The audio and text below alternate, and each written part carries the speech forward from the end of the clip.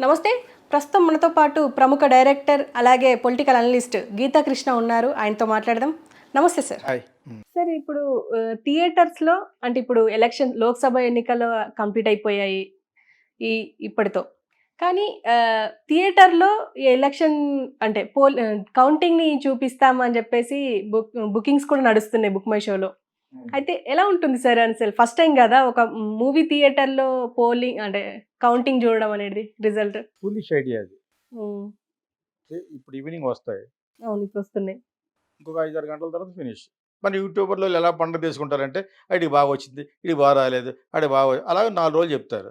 4 రోజులు ఎవడైతే ఓడిపోయాడో వాడు ఆత్మవిమర్శనం అని చెప్పాం కదా!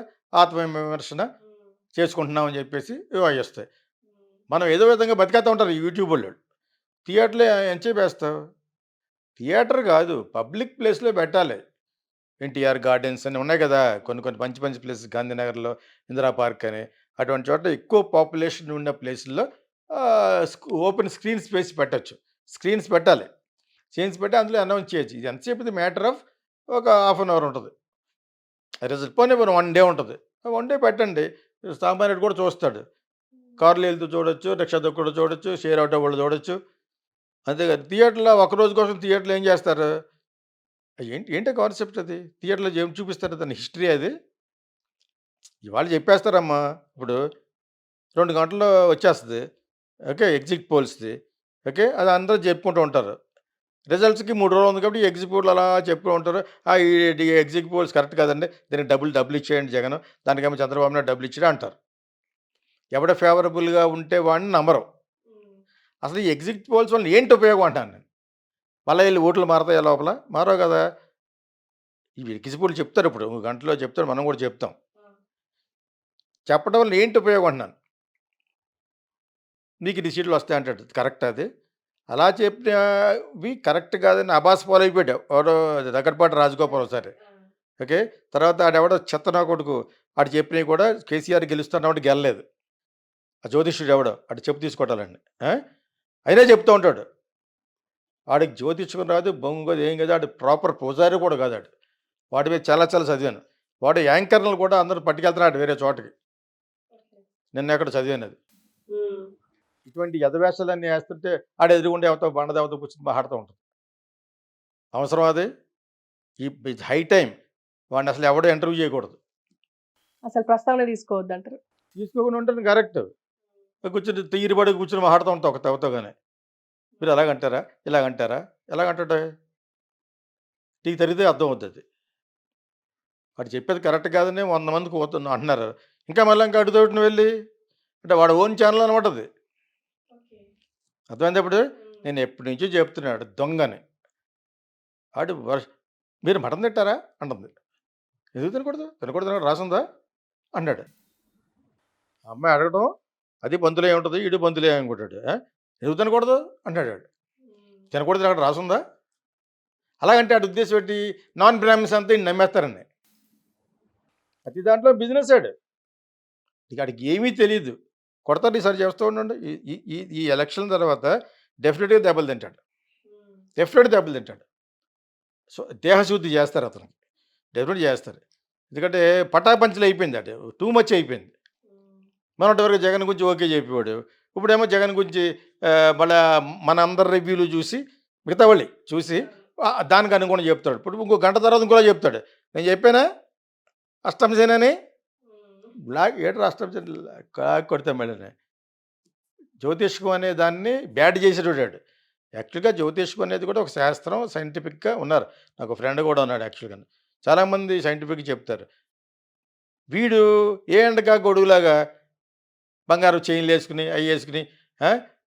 పబ్బలు పెట్టి, ఇయన్నీ పెట్టి వాడు ఏదో గెటానయిపోతున్నాడు. ఓకే.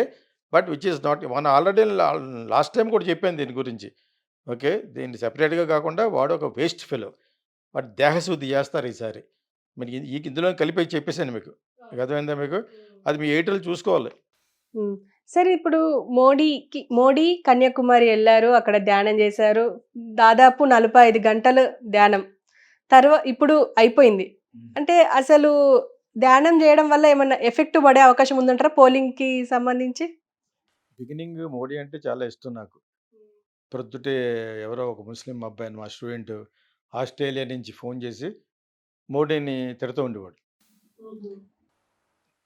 ప్రతిరోజు పొద్దున అతనే లేపేవాడు. అంటే నైట్ లేట్‌గా పడుకోవడం వలన యూఎస్ క్లాస్ చెప్పి కొంచెం లేట్‌గా లెగుస్తాం కదా మరి.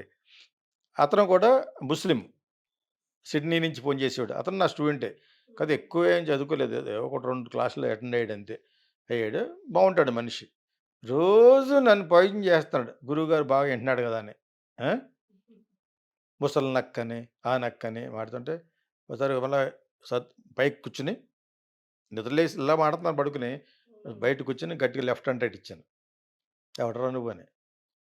ప్రైమ్ మినిస్టర్ ఆఫ్ ఇండియాని ఇక్కడి నుంచి ఎళ్లి నువ్వు అక్కడ కూర్చొని how dare you speak like that అని. ఆ! గట్టిగా తిట్టి ఇంక నాకెప్పుడు ఫోన్ చేయొద్దని పెట్టేశాను. కట్ అని పెట్టేశాను. హ్మ్. అయిపోయింది దాంతోటి. అందుకే నాకు రిలేషన్‌షిప్ కట్. ప్రైమ్ మినిస్టర్ తిడుతుంటే నేను ఎవరైనా ఒప్పుకోను. సో, అలా డిఫెండ్ చేసిన నేను కూడా రాను రాను చిరాకొచ్చేస్తుంది. కోవిడ్‌లో లైట్లు ఎలిగించమని, చప్పట్లు కొట్టమని వీపీలో మనందరను నుంచోబెట్టి వీపీలు చేయడం, వెర్రి పుష్పాలు చేయడం అంటే అదే. చప్పట్లు కొడతావా? అయ్యేయడం. ఏంటిది? What kind of Bhagavad Gita? What kind of religion is that? ఎవడు చెప్పినాను? అది క్రిస్టియన్ చెప్పినా నమ్మను, ఎవడు చెప్పినా నమ్మం. అయినా ఏదో ఫన్ కోసం ఎళ్ళాం. బయట ఎంతమంది ఉన్నారనేటప్పటికి మా ఫ్లాట్ చుట్టూరు ఫ్లాట్సే కదా! అందరూ వచ్చారిలాగా. అవును. మనం మనం కూడా ఎళ్తే బెటర్ అని ఇలా చూపించాం. అర్థమైందా మీకు? అవును. లైట్లు, చప్పట్లు ఆ! బోలెడు గోల చేసాం. హ్మ్. అక్కడేంటి ఒకటి ప్రైమ్ మినిస్టర్ చెప్పాడు సరదా ఒకటి మలాటోళ్ళకి మనకు రాకూడదని. అది రావడం మానలేదు. అందరికి నాకు కూడా వచ్చింది. వచ్చింది 14 రోజులు ఉంది. మీకు అర్థమైందా ఇప్పుడు మీకు? సో, ఇవన్నీ జరిగిపోయినాయి. ఇయన్నీ చూసి అతను మనల్ని వీపీల కింద కట్టేసాడు. ఇప్పుడు అర్జెంట్‌గా స్వామి వివేకానంద అయిపోదాం అని చెప్పేసి ఈస్ ద గ్రేటెస్ట్ పర్సన్ ఆయన. ఆయనతో కంపేర్ చేసుకొని అదే కాషాయ వస్త్రాలు కాస్ట్యూమ్ తయారు చేసుకొని, అదే ఊర్లో కన్యాకుమారిలో ధ్యానం నుంచుంటా అని చెప్పి. ఇయన్నీ ఓట్లకి రేపొద్దున ఎలక్షన్‌లో ఆయన ఆయన జరగబోతుంది. ఎంత ఓట్ల గురించి. ఇవాళతో పూర్తయిపోయింది. అంత అంత అందుకని నిన్న మానేశాడు. ఇవాళ వరకు లాస్ట్ మినిట్‌లో ఇచ్చాడు టచ్. వివేకానంద డ్రెస్ బ్రహ్మాండంగా కుట్టించారు. కాషాయ వస్త్రం. మా ఆయనకి ప్రైమ్ మినిస్టర్‌కి ఏం కొదవ? కొట్టారు మొత్తం అంతా చేశారు. మంచి కెమెరాలు. అతను ఎప్పుడు కూడా బోర్‌దాన్ హీరో. కెమెరా యాంగిల్స్ బాగున్నాయో లేదో చూసుకుంటాడు ముందు. ఆ! సో, ఇంకోటి చూసాను ఇందాక ఇక్కడ మీరొచ్చే ముందు. రాహుల్ గాంధీ రేపొద్దున ప్రైమ్ మినిస్టర్ అయిపోతాడనో మరెందుకో ఒకళ్ళిద్దరు కెమెరామెన్‌లు వాడిని మార్నింగ్ వాక్ చేస్తాను ఢిల్లీలో. ఢిల్లీలోనే ఎక్కడోది. ఎదురుగుండా వెళ్ళిపోతున్నాడు. ఎనకాల పడిపోతాడని కూడా చూడకుండాను కెమెరామెన్ ఇటువంటోడు. ఆ! అతను వాకింగ్ చేసి తీస్తారు. ఏమో అయితే అయ్యుండొచ్చు. సో, ఇతను చేసి ఈ నాటకాలు, గీటకాలు ఇప్పుడు అందరికి అర్థమైపోయింది. అర్థమైపోయి చీప్ అయిపోయాడు. ఎవరు చెప్పుకోవాలి? ఇక బీజేపీ ఛానెల్ చెప్పాను కదా! నిన్న ధృవరాతిని తిడతున్నారని ఏదో చెప్పాను. ముందు మనోళ్ళకి తెలియాలి. ధృవరాతి అని 100 సార్లు చెప్తున్నాను. మీరు ఎడిటింగ్ చేసేవాళ్ళకి అర్థం అవ్వాలి. కట్ చేసేయకూడదు. ధృవరాతికి గంటలో 9.1 మిలియన్ వ్యూవర్స్ వచ్చింది. 1 అవర్‌లో. కొన్ని కోట్లు సంపాదిస్తాడు నెలకతను. అవును. అక్యురేట్‌గా ఉంటాడు సార్. సో, అలా డెవలప్ చేసుకున్నాడు. అలా అంత పాపులర్ అయిపోయాడు. ఏంటి? మోడీకి ఎగనెస్ట్‌గా మాట్లాడి. ఇప్పుడు అందరూ అలా మొదలుపెట్టారు. అలా ఉండకూడదు. అతను ఫ్యాక్ట్‌లు మాట్లాడుతున్నాడు 4, 5 సంవత్సరాల నుంచి. బిగినింగ్ అతను స్ట్రాంగ్ ఫ్యాన్ ఆఫ్ మోడీ. అతను ఇంకోటి పెట్టాడు. ఇతను కేవలం ఇంకొక ఛానెల్ అనమాట. కేవలం ఓట్ల కోసమే ఇప్పుడు రాజమౌళికి పద్మశ్రీ ఇచ్చిన, రాజమౌళి వాళ్ళ ఫాదర్‌కి వెబ్ సీరీస్ తీయమన్నా, ఇయన్నీ కూడా వాళ్ళ ఫ్యాన్స్ మనకు ఓట్లేసేస్తారండి. ఓకే. రాజమౌళి ఆళ్ళ ఫాదర్‌కి ఒక్క సినిమాని హిట్ అయిందా బయట? ఆళ్ళ అబ్బాయికి కథ తప్పితేనే అతనికి తీసుకెళ్ళి రాజ్యసభ సీట్ ఇచ్చారు. ఇచ్చారా? ఇంకొక లేటెస్ట్ ఏంటంటే, ఈ ఇన్‌స్టాగ్రామ్‌లో ఇన్‌ఫ్లుయెన్సర్స్ ఉంటారు. ఒక్కొక్కడికి 2 మిలియన్ ఫాలోయింగ్. వాళ్ళందరికీ పార్టీ ఇచ్చాడు నిన్న మొన్న. మోడీ. అంటే వాళ్ళ దాంట్లో పెట్టి ఈయన్ని పాపులర్ చేస్తారు. డిజిటల్ మార్కెటింగ్‌లో ఇదొక మనమైతే సామాన్యుడైతే ఎలా తట్టుకోగలడు? ఒక్కొక్కడు 10 లక్షలు అడుగుతాడు ఆడు. ఇన్‌ఫ్లుయెన్సర్ టుడే వాడి యొక్క ఫాలోయింగ్‌ని బట్టి 10,00,000, 5,00,000, ₹1,00,00,000 కూడా అడుగుతారు. ఓకే. అలాగే ఒకడికి ఫిట్‌నెస్‌లో బెస్ట్ ఫిట్‌నెస్ అవార్డ్ ఇచ్చాడు. ఆడు కూడా ఇన్‌ఫ్లుయెన్సరే. ఇవన్నీ ధృవరాతి ప్లస్ ఇటువంటి ఛానల్ బయట పెట్టినాయి. ఇదొక వేషం. అంటే అర్జెంట్‌గా నిన్న కాక మొన్న నేను దేవుడికి పుట్టాను, మా అమ్మకి కాదన్నాడు.